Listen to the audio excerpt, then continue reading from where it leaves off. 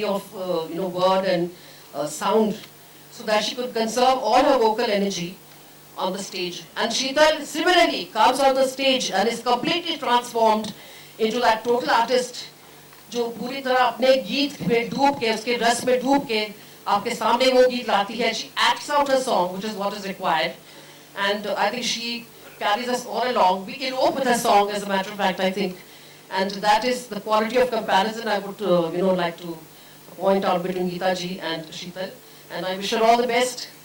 And I wish I could share more experiences with you, but I think that you want to listen to music, and that's what we're all here for, to pay tribute to this great, wonderful, glorious voice called Geeta Dutt. All the best to Sheetal. Shikha ji, before you take your seat, I would request Sheetal to come on stage. और हम सब की तरफ से आपने जो अपना कीमती समय यहाँ दिया है, आप आए. ऐसे मैं सचमुच अपने दिल से ये बात कहूँगा कि हम सबकी दुआ ऊपर वाले ने सुनी है, और शिखा जी आज दिल्ली में मौजूद हैं, इतने अच्छे प्रोग्राम करती हैं और इतने अच्छे तरीके से ये सभी लोगों को अपना आशीर्वाद देती हैं. दिल्ली के लिए एक ब्लेसिंग है. I would request Sheetal to come on the stage and present a bouquet of flowers to Shikha ji from IICC and Swarpan. I am really thankful to IICC also for giving us this opportunity to present this performance to you. आप सबकी ओर से शिखा जी को धन्यवाद. Thank you. Thank you. Sheetal will go a long way because she's disciplined, dedicated, and devoted to her music. She has to succeed, and our blessings are all with her. The secret of Sheetal's success lies behind her upbringing in a disciplined ITBP atmosphere, and now, as we all know, that behind every successful man there is a woman, and behind every successful woman there is a man, and you have already met him at the door. I will introduce him to you later on. आइए चलते हैं दूसरे दौर की ओर. इस दौर में हम चलेंगे, उससे पहले हम आपको सुनवाएंगे एक और ऐसी कलाकार का गीता जी के बारे में ओपिनियन, जो बहुत ही अच्छे ढंग से फिल्मों में बहुत कम गीत गाने के बाद भी बहुत रिस्पेक्ट पा चुकी हैं, और आप सबका प्यार उन्होंने पाया है. Curtain please, and then I would like you to listen the opinion about Geeta Dutt ji from Preeti Sagar.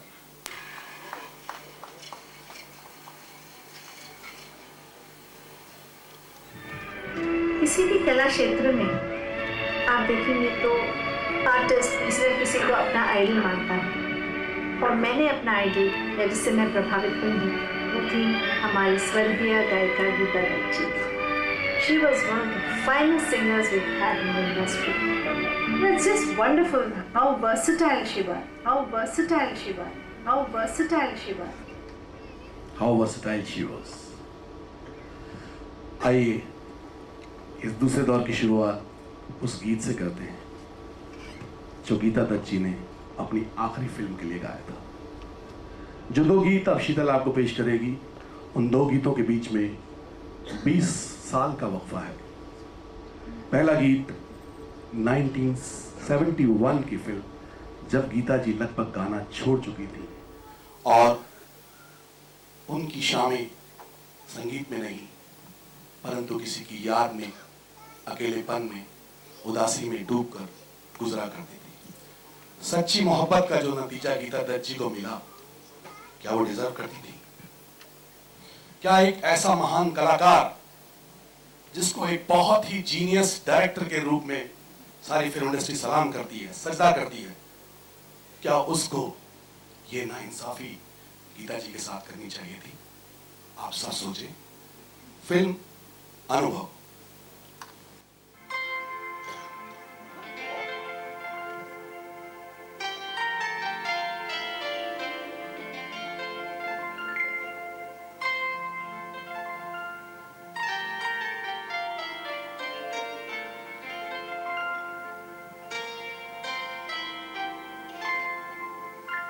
मेरी जान मुझे जान कहो, मेरी जान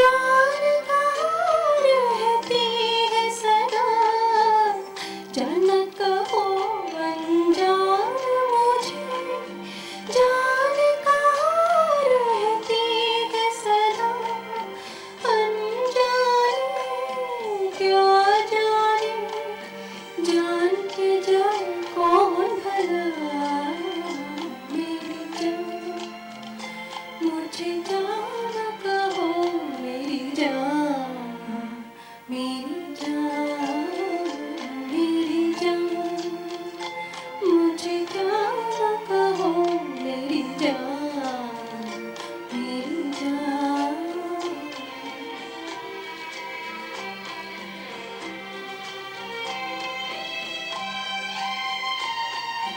सूखे सावन बरस गए, कितनी बार न आँखों से, सूखे सावन बरस गए, कितनी बार न आँखों से, दो बूंदें ना बरसे इन भीगी पलकों से, मेरी जान मुझे जान कहो, मेरी जान, मेरी जान, मेरी जान।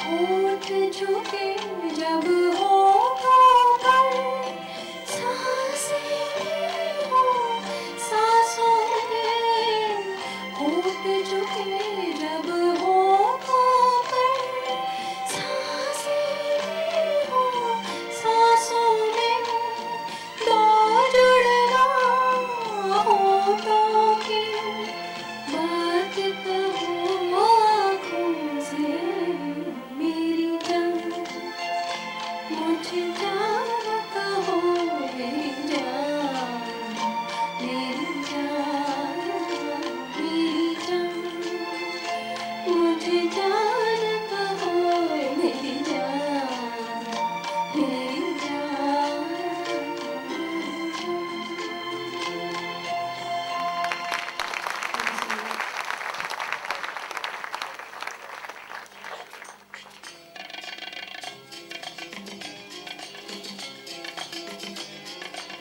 हे हे हे हे हे हे हे हे हे हे,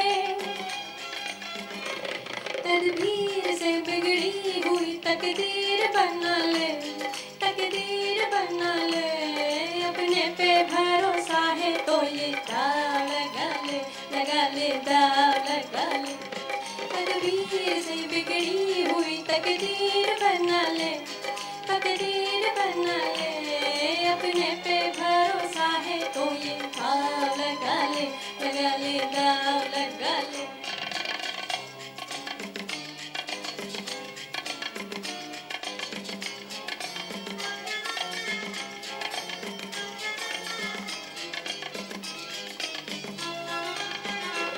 डरता है ज़माने की निगाहों से भला क्यों, निगाहों से भला क्यों, डरता है ज़माने की निगाहों से भला क्यों, निगाहों से भला क्यों, इंसान तेरे साथ इल्ज़ाम उठा ले, इल्ज़ाम उठा ले, अपने पे भरोसा है तो ये दाव लगा ले, लगा ले दाव लगा ले।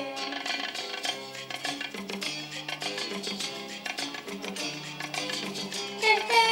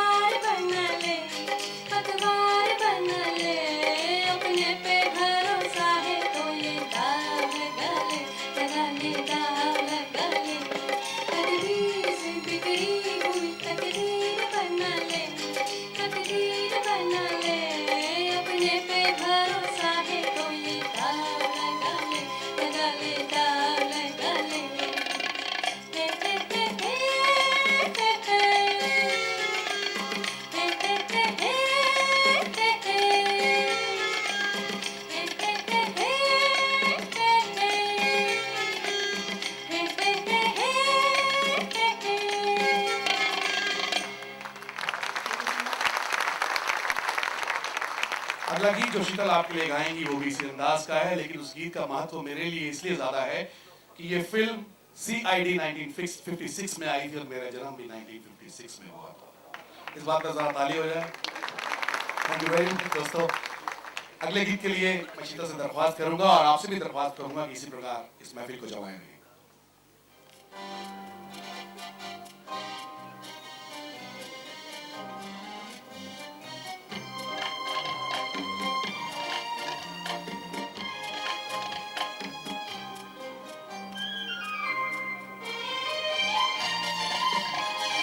You can clap, come on.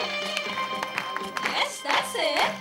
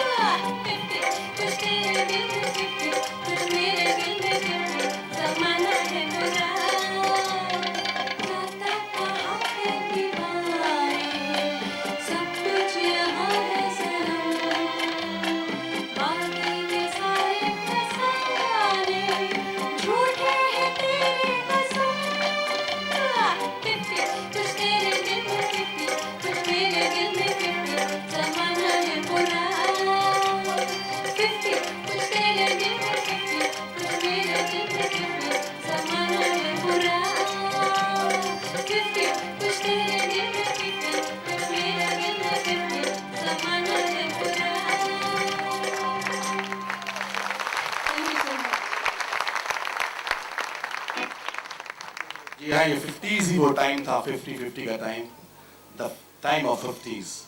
आइए अब एक और बात आपसे करते हैं। ये बात आमतौर पर कही जाती रही कि गीता दत्त जी हमेशा गुरुदत्त साहब की फिल्मों के लिए ही अच्छा गाया करती थी। क्या आपको लगता है ये हकीकत है? Part of propaganda. Geeta ji एक ऐसी कलाकार थी जिसको किसी भी दूसरे साथी कलाकार से कभी जेलसी नहीं हुई, कभी उसने दूसरे की तरह गाना चाहा नहीं, ना लोगों ने कहा भी तो उन्होंने कहा कि ये काम मेरे बस का नहीं है। जिन कलाकारों ने गीता दत्त से इंस्पिरेशन पाई, उनके स्टाइल को कॉपी करके अपनी नैया पार लगाई, आप सब जानते हैं। अगली पायदान पर हम एक ऐसी ही कलाकार को सुनेंगे, लेकिन स्टेटमेंट सुनिए, कितना डिप्लोमेटिक स्टेटमेंट है। उनके गीत के बारे में, उनके गाने की क्वालिटी में कुछ नहीं कहा गया है। आइए सुनते हैं हम आशा मंगेशकर नी भोसले। एक फिल्म में मैं और गीता दी, मतलब गीता दत्त, हम दोनों साथ साथ में गाना गा रहे थे, रिहर्सल हो रही थी। एस डी बर्मन साहब बहुत पर्टिकुलर होते थे अपने काम में। उनको उस गाने में दो सहेलियां हंसती हैं और गाती हैं सरदार। तो उन्होंने मुझे कहा कि आशा हंसो, तो मैंने हंस के बताया कि नहीं, हंस के कोई फट से गा नहीं सकता है, सांस खींचना पड़ता है, वैसा सांस खींच के गाओ तो तुम्हें बराबर आएगा। तो मैंने वैसे किया। लेकिन गीता दी से उन्होंने कहा तो गीता दी कहने लगी, बहुत देर तक उन्होंने ट्राई किया और उनको नहीं जमा। उन्होंने कहा आशा तुम ही गा लो, हंसो तुम, मैं गाना गाती हूँ। गाना खत्म हुआ तो मेरी तरफ देख के गीता दी ने बोला कि आशा तुम्हारे गाल पे जो गड्ढे पड़ते हैं ना, डिम्पल्स, वो मेरे को दे दो, मुझे बहुत पसंद है। मैंने उसकी हिरनी जैसी बड़ी बड़ी आंखों को देख के कहा कि तुम्हारी आंखें वो मुझे बहुत पसंद है। गीता दत्त ने बहुत कोशिश की पर उसको जमा नहीं। एक रिकॉर्डिंग रूम का माहौल क्या हो सकता है? एक इंसान जो खुदा का बंदा है, किसी की दौलत की तरफ नहीं देखता, किसी चीज की ख्वाहिश नहीं करता, मिट्टी का जर्रा है, एक दूसरी जगह से आके एक दूसरी जगह में दिल से अपना काम करता है। गीता जी का परिवार कितना स्थापित परिवार था और मुंबई आने के बाद उन्होंने कैसे दिन देखे, ये बहुत कम लोग जानते हैं। जमींदार परिवार के लोग, एक वक्त वो आ गया कि गीता जी को स्टूडियो टू स्टूडियो जाकर काम मांगना पड़ा। उसके बावजूद भी कभी उनके चेहरे पर शिकन नहीं थी, कभी उन्होंने और लोगों से जलन नहीं की, कभी आज तक आप ये बात नहीं सुनेंगे कि गीता दत्त जी ने कोई मैनिपुलेशन किया हो कोई गीत पाने के लिए। लेकिन वो लोग जिन्होंने गीता दत्त से इंस्पायर हुए, उनका स्टाइल अपनाया, वो कितना क्रेडिट देते हैं उनको। आइए चलते हैं इस प्रश्न को यहीं छोड़कर उस टॉपिक पर जिस पे हमें सबसे ज्यादा सोचना है। ये गीत जो आप सुनेंगे, ये वो फिल्म थी जिस फिल्म में एक सीन को रियल लाइफ से अडॉप्ट करके दिखाया गया था। और वो सीन था दादर का एक मोहल्ला, उसमें सड़क से जाते हुए एक म्यूजिक कंपोजर जिनका नाम था पंडित हनुमान प्रसाद, अचानक उनके कानों में ऊपर से एक आवाज सुनाई पड़ती है, कोई गा रहा है, और वो सीढ़ियां चढ़कर उस कमरे में जाते हैं, दरवाजा खटखटाते हैं और उनको मिलते हैं गीता दत्त के भाई, और वो कहते हैं कि मुझे इस आवाज से मिलना है। और उस आवाज को वो लोगों तक पहुंचाते हैं। निर्माता चंदूलाल शाह जब दो भाई बना रहे थे और जब सचिन देव बर्मन साहब ने कहा कि ये लड़की इस फिल्म का गीत गाएगी, तो उन्होंने बोला क्या हो गया है तुमको, इतनी बड़ी फिल्म और 16 साल की बिल्कुल अनाड़ी लड़की। एस डी बर्मन साहब, जैसा कि हम जानते हैं कि सबसे ज्यादा अड़ियल म्यूजिक डायरेक्टर हुआ करते थे अनिल विश्वास जी के बाद, उन्होंने कहा कि अच्छा ऐसी बात करते हैं कि गाने रिकॉर्ड करते हैं, अगर पसंद आएंगे तो आप रखिएगा। और चंदूलाल साहब ने भी ये शर्त रखी कि अगर गाने ठीक हुए तो फिल्म में रखूंगा।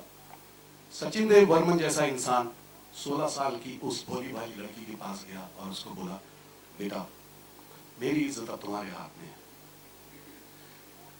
वो गीत गाया गीता दत्त ने, याद करोगे एक दिन हमको याद करोगे। मेरा सुंदर सपना बीत गया। कोई इंट्यूशन था क्या खुदा को, या खुदा ने जो उसके लिए रचा था उसको पहले गीत में ही लिख दिया? मैं प्रेम में सब कुछ हार गई, बेदर्द जमाना जीत गया। The emotions of this song have a different degree, and a girl of 16 years enacting, singing those emotions, can you imagine? आगे चलते हैं प्यासा के उस दौर में, और उसके बाद आएंगे 1962 में। ये दोनों फिल्में गुरुदत्त साहब की थी। गुरुदत्त साहब कितने इंटेलिजेंट इंसान थे कि उन्होंने ये बात भांप ली थी कि अगर मुझे अपनी फिल्मों को हिट कराना है तो मेरी फिल्मों में संगीत होना चाहिए और एक जबरदस्त आवाज होनी चाहिए। We all accept that Guru Dutt was genius, और इतने जीनियस इंसान के दिल में जिस आवाज ने घर किया हो दोस्तों, वो आवाज क्या रही? ये तो गीत गुरुदत्त साहब अगर सुन रहे हो तो जरूर सुने।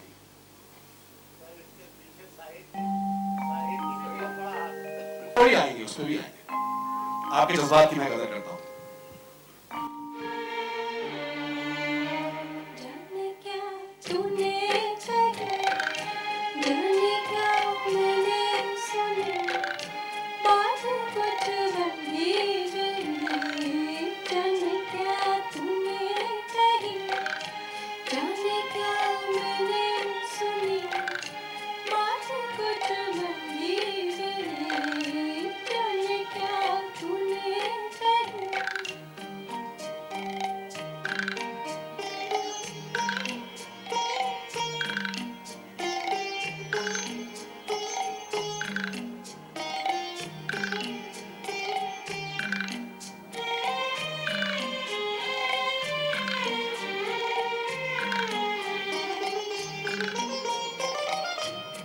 सनसनाहट सी हुई, थरथराहट सी हुई, सनसनाहट सी हुई, थरथराहट सी हुई। जाग उठे अब गई, बात कुछ बंधी गई।